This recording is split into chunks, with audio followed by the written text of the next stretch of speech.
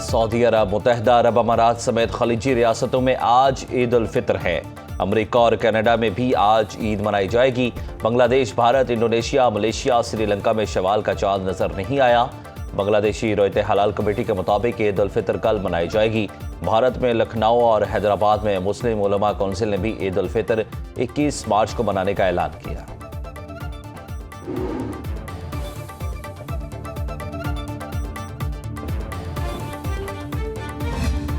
پاکستان کے کسی بھی مقام سے ماہ شوال محرم کا چاند نظر آنے کی کوئی مصدقہ شہادت موصول نہیں ہوئی۔ ملک بھر میں شوال کا چاند نظر نہیں آیا۔ عید الفطر کل بروز ہفتے کو ہوگی۔ آج 30واں روزہ ہے۔ چیئرمین مرکزی رویت حلال کمیٹی مولانا عبدالخبیر آزاد نے اعلان کرتے ہوئے کہا، کسی بھی مقام سے چاند کے نظر آنے کی شہادت موصول نہیں ہوئی۔ مرکزی رویت حلال کمیٹی کا اجلاس اسلام آباد، زونل کمیٹیوں کے اجلاس زونل ہیڈ کوارٹرز میں ہوئے۔ رواں سال صدقہ فطر کی کم سے کم حد 300 روپے مقرر۔ صدر آصف علی زرداری نے قیدیوں کی سزاؤں میں کمی کر دی۔ سندھ حکومت کا بھی قیدیوں کی سزاؤں میں 90 روز کی کمی کا اعلان۔ وزیر اعظم شہباز شریف کا ترکیہ کے صدر اور طیب اردگان کے بادشاہ کو ٹیلی فون عید الفطر کی مبارکباد دی۔ رجب طیب اردگان اور شاہ عبداللہ دوم نے بھی وزیر اعظم کو عید کی مبارکباد دی۔ تینوں رہنماؤں نے امت مسلمہ میں امن، اتحاد اور ہم آہنگی کی ضرورت پر زور دیا۔ مشرق وسطی میں بدلتی ہوئی صورتحال پر بھی تبادلہ خیال کیا گیا۔ وزیر اعظم نے خطے میں جاری کشیدگی پر گہری تشویش کا اظہار کیا۔ تحمل کشیدگی میں کمی اور مسائل کے سفارتی حل کی ضرورت پر زور دیا۔ ترک صدر اور وزیر اعظم نے افغانستان کی صورتحال پر بھی تبادلہ خیال کیا۔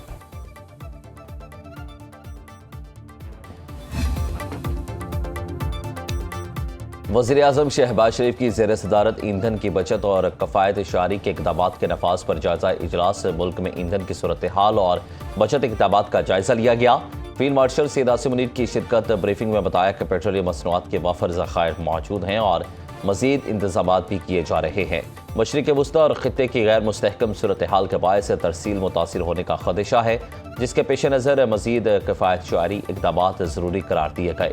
وزیر اعظم نے ہدایت کی کہ صوبوں کے ساتھ مل کر جامع حکمت عملی بنائی جائے اور تمام ادارے ہنگامی صورتحال سے نمٹنے کے لیے تیار رہیں۔ عوام سے اپیل کی گئی کہ پیٹرولیم اور ڈیزل کی بچت کریں، کار پولنگ اپنائیں اور غیر ضروری سفر سے گریز کریں۔ اشرافیہ کو بھی سادگی اور بچت کی مثال قائم کرنے کی ہدایت۔ پاکستان کے خلاف افغان سرزمین کا استعمال کسی صورت برداشت نہیں۔ دہشت گردوں اور ان کے ٹھکانوں کو جہاں کہیں بھی ہوئے نشانہ بنایا جائے گا۔ افغان طالبان اپنی سرزمین پاکستان کے خلاف دہشت گردی کے استعمال ہونے سے روکیں۔ فیلڈ مارشل سید عاصم منیر کی علماء اہل تشیع سے ملاقات ہوئی۔ ISPR کے مطابق فیلڈ مارشل نے کہا کہ غلط معلومات اور فرقہ وارانہ بیانیے کی روک تھام کے لیے علماء کردار ادا کریں۔ پاکستان میں تشدد کی اجازت نہیں دی جائے گی۔ مذہبی جذبات کو ملک میں تشدد بھڑکانے کے لیے استعمال نہیں ہونا چاہیے۔ علماء کرام کی تشدد کی بھرپور مذمت، امن و استحکام کے لیے سیکیورٹی اداروں کی حمایت کا اعلان۔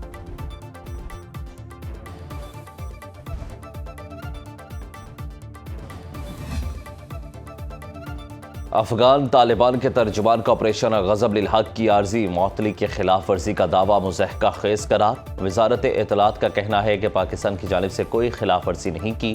افغان رجیم کے دعوے بے بنیاد اور جھوٹ پر مبنی ہے۔ پروپیگنڈے کا مقصد دہشت گردی کی کارروائیوں کا جواز پیدا کرنا ہے۔ پروپیگنڈا طالبان رجیم کے اندر موجود مخالفین کی طرف سے بھی شروع کیا جا سکتا ہے۔ پاکستان واضح کر چکا کسی بھی کارروائی پر عارضی جنگ بندی ختم کی جائے گی۔ سرحد پار سے حملوں کا پوری طاقت سے جواب دیا جائے گا۔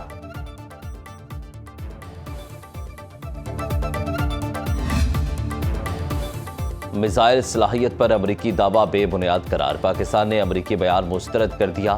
ترجمان دفتر خارجہ نے کہا کہ پاکستان کی دفاعی صلاحیت صرف خود مختاری کے تحفظ کے لیے ہے۔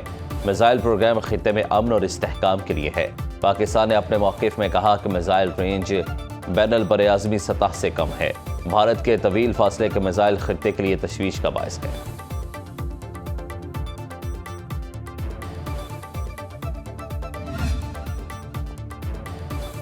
ایران کا اسرائیل کے شہر حیفا میں بڑا میزائل حملہ۔ اسرائیل کی سب سے بڑی آئل ریفائنری بازان میں ایرانی حملے کے بعد آگ بھڑک اٹھی۔ عرب میڈیا کے مطابق ایران کی طرف سے اسرائیل پر میزائلوں کی بارش کی گئی آئل ریفائنری بازار سے اسرائیل روزانہ 2 لاکھ بیرل تیل لیتا ہے جو ملک کی ضروریات کا 60% ہے۔ ریفائنری میں آتش زدگی کے بعد ایمرجنسی نافذ کر دی گئی۔ ایرانی میزائل حملے سے آئل ریفائنری سے منسلک گریڈ اسٹیشن کو بھی نقصان پہنچا۔ ایران کا امریکی جدید لڑاکا طیارے F-35 کو بھی نشانہ بنانے کا دعویٰ۔ سینڈ کاپ کے مطابق طیارہ ایران میں جنگی مشن پر تھا جبکہ اسے ہنگامی لینڈنگ کرنا پڑی۔ لڑاکا طیارہ بحفاظت اتر گیا، پائلٹ کی حالت خطرے سے باہر ہے۔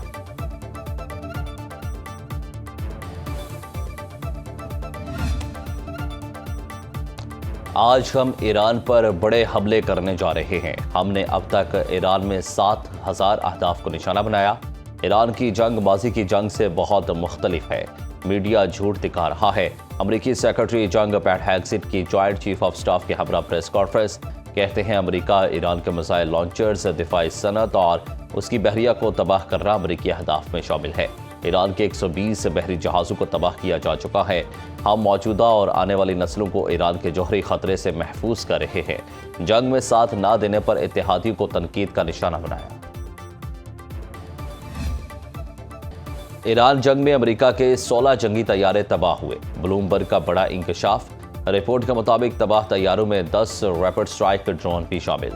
6 جہازوں کو شدید نقصان پہنچا۔ 3 کویت میں فرینڈلی فائر کا نشانہ بنے۔ ایک KC-135 ٹینکر طیارہ ری فیولنگ آپریشن کے دوران تباہ ہوا۔ مزید 5 KC-135 ری فیولنگ طیارے سعودی عرب میں ایرانی میزائل کا نشانہ بنے۔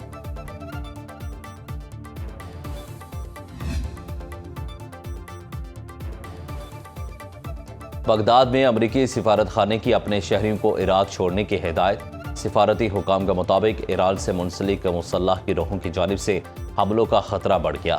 امریکی شہریوں اور مفادات پر حملوں کا خدشہ ہے۔ عراق کردستان ریجن میں ہوٹل اور ایئرپورٹس اہداف ہو سکتے ہیں۔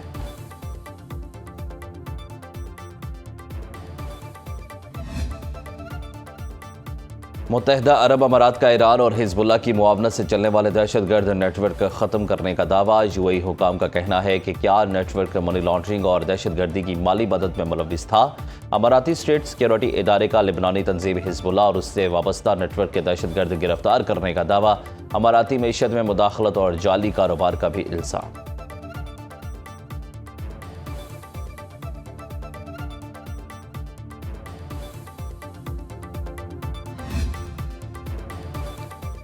امریکہ متحدہ عرب امارات کو $7 ارب مالیت کے ہتھیار فروخت کرے گا۔ امریکی اخبار وال اسٹریٹ جرنل کا کہنا ہے کہ ٹرمپ انتظامیہ نے UAE کو ہتھیاروں کی فروخت کی منظوری دے دی۔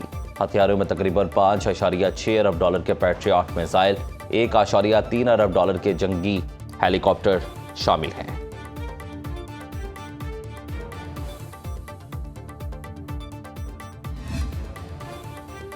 یورپی یونین کا ایران جنگ کے خاتمے کے لیے سفارتی کوششوں کی حمایت کا اعلان۔ ممکنہ نقل مکانی کے خدشات پر تیاری مکمل رکھنے پر زور۔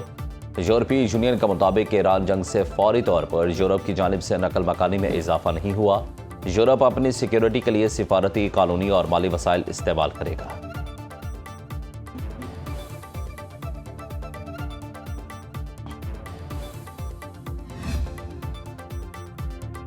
صہیونی حکومت کی نوعیت ریاستی دہشت گردی پر مبنی ہے۔ ایرانی صدر مسعود پزشکیان کہتے ہیں کہ ایران کے خلاف امریکی جارحیت میں جو کچھ ہوا وہ عالمی تنازعات کے لیے نیا طریقہ ہے۔ عالمی برادری کھڑی نہ ہوئی تو اس آگ کے شعلے سے بہت لوگوں کو جلایا جائے گا۔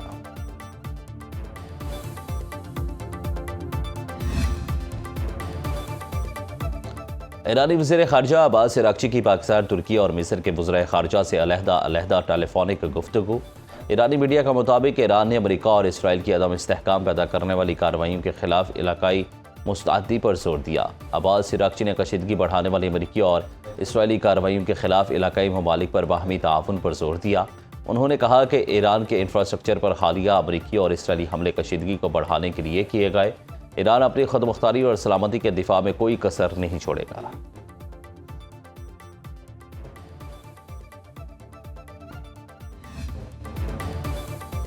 امریکی سیکرٹری خزانہ کا بڑا اعلان۔ اسکاٹ بینسٹ کا کہنا ہے کہ امریکہ ایرانی تیل پر پابندیاں ختم کر سکتا ہے۔ گلوبل انرجی سپلائی کے استحکام کے لیے ایرانی تیل کی ترسیل پر پابندی میں नरमी की जा सकती है। अमेरिका एक तरफा तौर पर अपने तेल का ज़खायर भी जारी कर सकता है।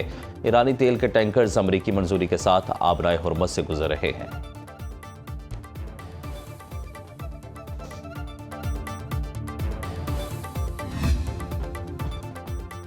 ईरान जंग के बायस दुनिया में खुराक के बहरान का खदशा, खाद की रसद और तरसील में तातुल का बराह रास्त असर खुराक पर होगा।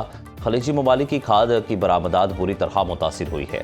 दुनिया भर में ज़रूरी पैदावार का एक बड़ा हिस्सा खलीजी खाद पर मुनहसर है और किसी भी आलमी बहरान की सूरत में इसका बराह रास्त असर खुराक की कीमतों और सप्लाई पर पड़ता है। एशिया में पाकिस्तान, भारत और बांग्लादेश जैसे ममालिक 25 से 40% तक खाद खलीजी ममालिक से बरामद करते हैं। जनूबी अमेरिका के ममालिक ब्राज़ील और अर्जेंटीना 30 से 50% तक खलीजी खाद इस्तेमाल करते हैं क्योंकि उनकी मैशत और ज़राअत पर मबनी है।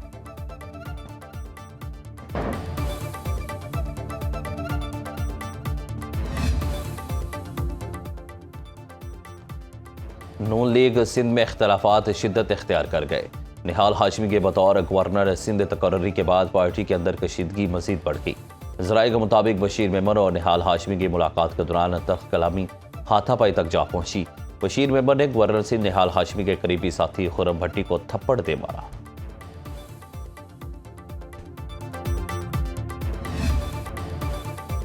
कराची में तूफानी बारिश से 19 अमवात, 16 अफराद जख्मी हुए। कमिश्नर कराची ने वज़ीर आला सिंध मुराद अली शाह को रिपोर्ट पेश कर दी। चौराहों से दरख्त और साइन बोर्ड्स हटाकर ट्रैफिक बहाल। इमदादी इदारे मुतासरा इलाकों में मुसलसल काम कर रहे हैं। रिपोर्ट के मुताबिक मवाज कोर्ट में दीवार गिरने से 13 अफराद जाँ बहक।